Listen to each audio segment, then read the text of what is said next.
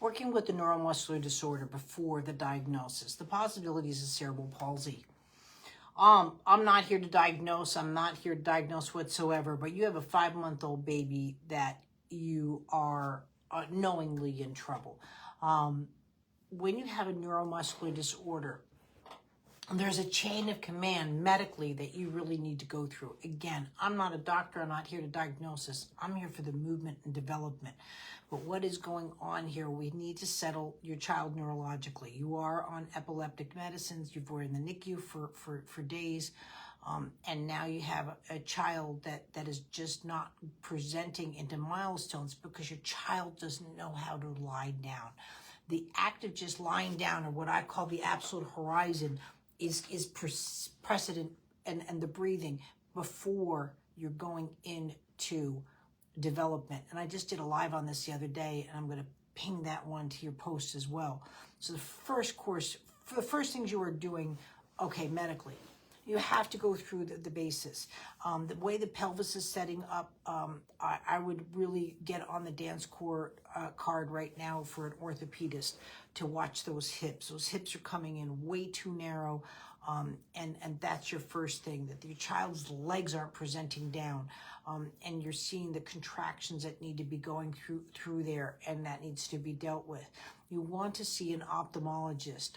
Any child that's been in any risk of oxygen deprivation or neuromuscular, the eyes are muscles, right? And the way that your child is off and not getting that, looking at you, binocular vision, convergence by now, we need to make sure that the child is seeing properly, or what the optic nerves are doing, as well as the retina health, especially if there's any kind of that involved, as well as a retinoscopy has to be performed to see if the child needs help with visions, either with the needed glasses or having an astigmatism to any of that effect.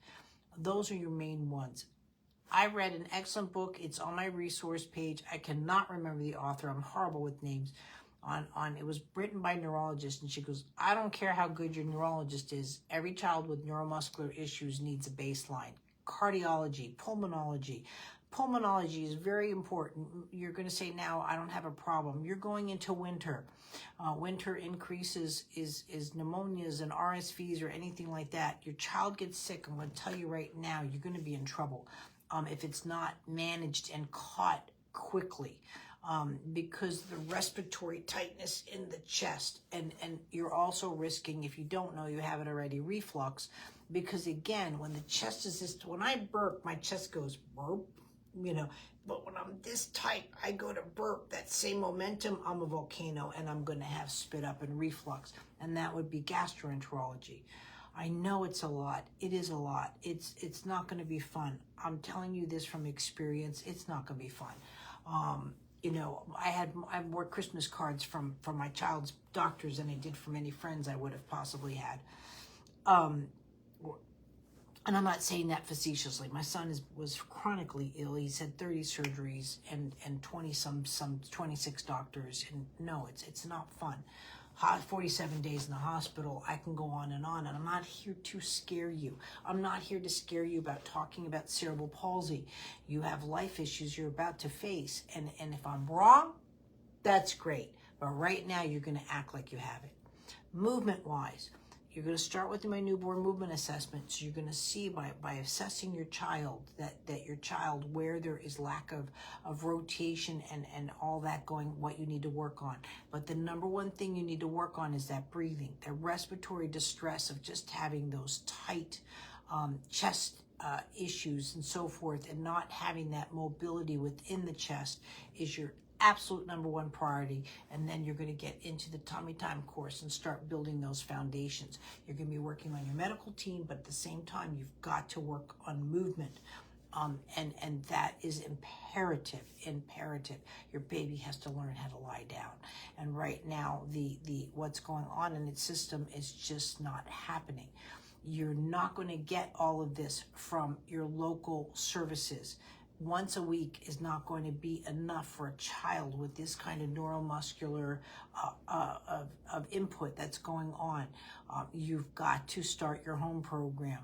You can do it. You're guided through here. We've got the team, we've got the group, but it is going to fall on you. A lot is going to fall on you and your family. You need a good support system.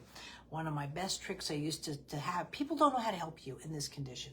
One of the best things I did, like let's say around Sunday dinner, guys, can I have 5 minutes of your time? And I would talk to them about what we knew from the week, from therapists, from professionals, doctors, whatever. This is what I know, this is what I don't know. This is where I need help.